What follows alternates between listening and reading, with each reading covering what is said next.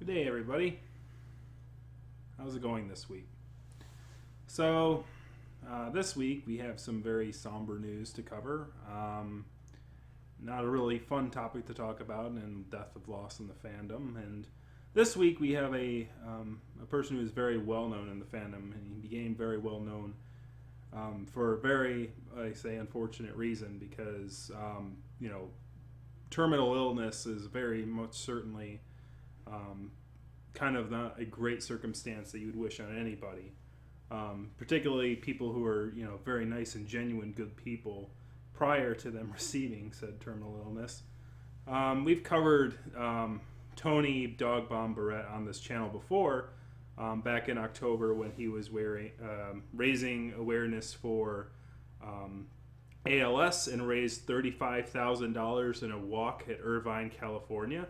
You can click the card up there in the description, or click the card up in the top right there to view that video on the topic. But it is unfortunate to announce, and it was announced on his Twitter feed on April 5th, that he would no longer, that he is no longer with us on this mortal plane. And so, it's an unfortunate loss for the fandom. But one that we knew was coming, but even though we knew it was coming, it's never easy to deal with anyway. So I will say that I personally never met DogBomb as a person, but his story certainly really reached out and touched the hearts of many furs, including myself. And it's good that he can enjoy his freedom from his failing body, and that he did so on his own terms, just like he took everything on his own terms with his battle against ALS. So rest in peace. And so the furry fandom's reaction to this announcement has been very, very strong and very very much full of mourning, but also of strength that we hope that us as individual furs can carry on the legacy of this person. I have a written form of this event in the description below, and it discusses particular moments of his life. Tony was a veterinary technician, and so, as a veterinary, as anyone who works with animals in those healthcare situations, those who are in that career field very much know the sort of the shortness of life, how we lose love, like the loss of loved ones, and dealing with our mortality on this plane is very much something that those in the medical and health fields understand, and veterans or veterinarians more than anyone, since they deal with members of the family who don't have an expected life expectancy that humans do.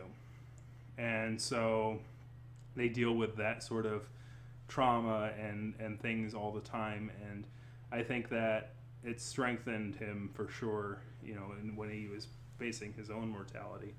And his stories that he shared on his platform certainly gives people who are in those similar situations strength to move forward. Furry Twitter on April 5th started to do this whole sort of blackout with their icons thing on Twitter, and that evolved into this one with the blacked out icon with a lay in it. This design was created by a person named Trinity on Twitter. I'll have a link in the description below for that, and it's in my article.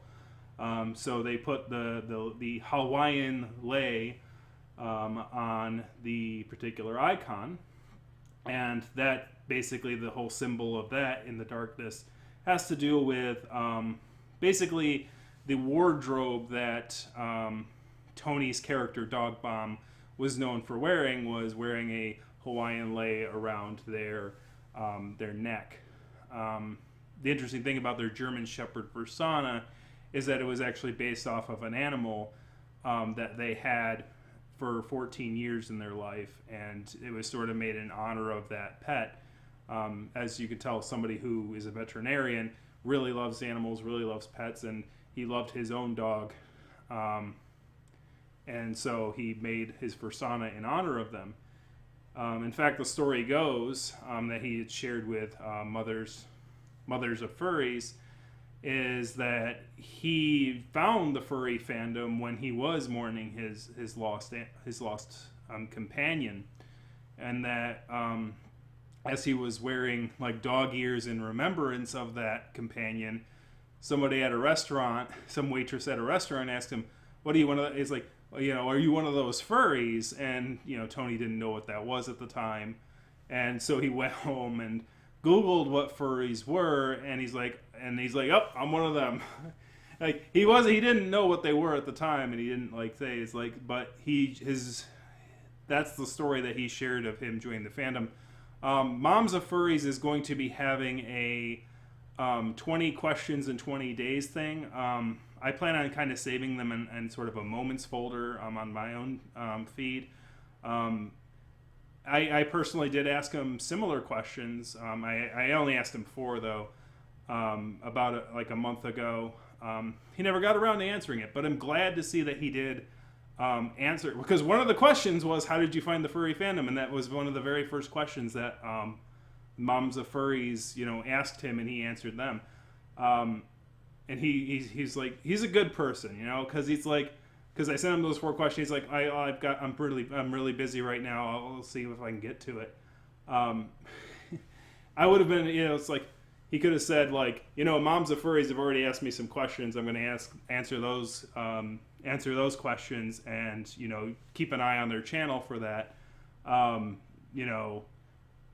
would have been fine, because it's like, as long as they're being answered by somebody, and that's it's the good part about social media, is that somebody's gonna the good information is going to get out there somehow.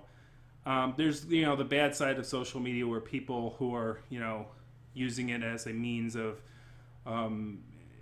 being angry and vindictive at other people and taking it out on wrongheadedly. There is that aspect of social media. But events like this, to me, kind of show that there is a greatness in social media where, as much as certain individuals are like, well, we should have a traditional news media where some guy in a suit just comes and blabs at you and tells you things and you take them at face value. The issue is that people in suits can only cover so much. And the stories...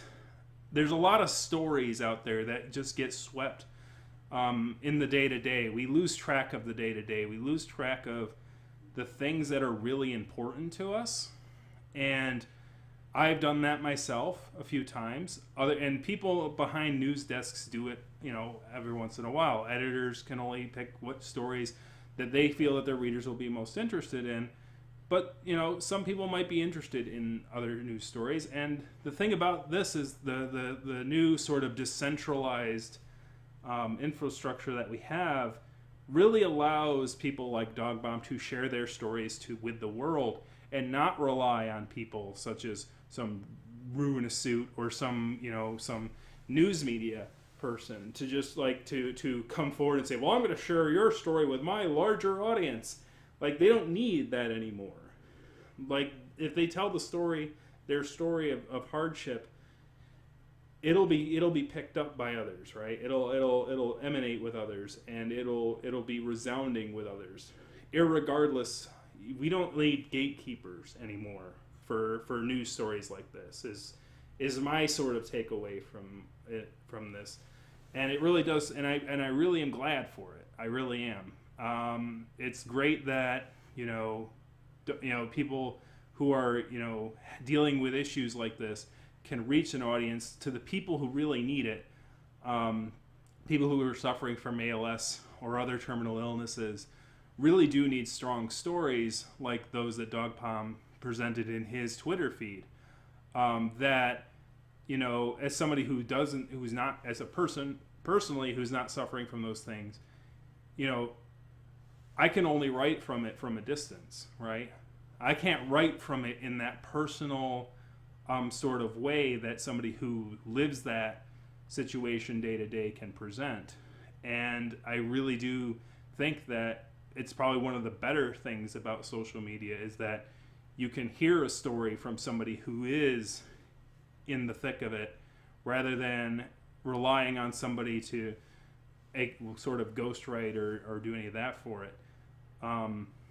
And so I really do look forward to the answers to those questions from the moms of furries, and hope that collection of answers really does have some great bits of knowledge and information about, you know, how he lived, not only how he lived his life, but, you know, how those of us who are sort of left behind can find courage and conviction in our convictions, such as DogBomb has portrayed. Other things, I mean, like his entire Twitter feed, which is still going to be active. For example, I was quite surprised that he's a guy who surprises too, because like I saw this tweet and I'm like, well, like I followed his Twitter feed when I learned about his situation, and I probably should have followed it sooner. But unfortunately, this fandom is so big, you don't know everybody, you don't know, you know, great people, and sometimes, you know, sometimes when some bad things happen, that it's like, oh, and it's like, well, I want to follow them to see, you know, to sort of kind of show support for them going through what they're going through, even if it's at a distance. I don't know the guy, he's not a friend, but, you know, I could at least show condolences and support. I thought that this was going to be the last tweet that his, you know, Twitter feed made, but apparently he has bequeathed his Twitter feed to an individual named Greg, and according to that tweet, it seems that DogBomb really did in his final acts. Tony has really shown like his conviction to not let this sleeping dog lie. Like, you know, ALS like won this battle against his body, but he will not let it win that war. In many ways, he allowed his body in life to be he allowed his spine to be tapped for researchers to try and figure out if there's any like thing in the spinal fluids or anything like that contribute to ALS. He donated his body to science and wrote a letter to those who would be utilizing his cadaver for science and other things like that. He wrote them a letter, you know, kind of, you know, trying to, you know, lighten their somber mood, because, you know, working in that sort of field, he understands that working, you know, with, you know, and being in care of somebody's in somebody's body is a very serious moment, and he wanted to like try to make them, you know, lighten themselves up. It's like he's like, have fun, have at it, you know, try to find this cure for this disease. But, you know, and he kind of describes himself in a bio that's on his Twitter feed as well. A link to that will be in my article about this particular incident. So he really is pushing for ALS, a cure for ALS, even after, you know, even after he left this mortal plane. It'll be very interesting to see what Greg here does with his Twitter feed. I find it'll be it looks like they'll be selling merch in order to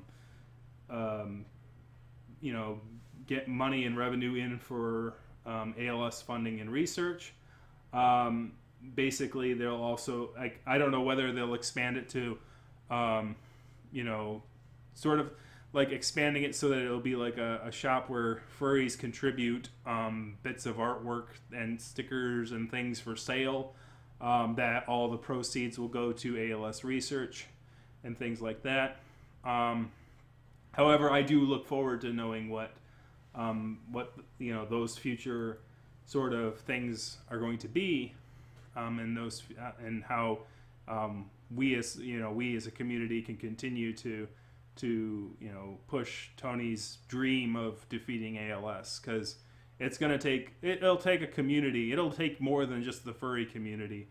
It'll take all of us to find cures to diseases that, you know, ravage our communities and ravage our bodies.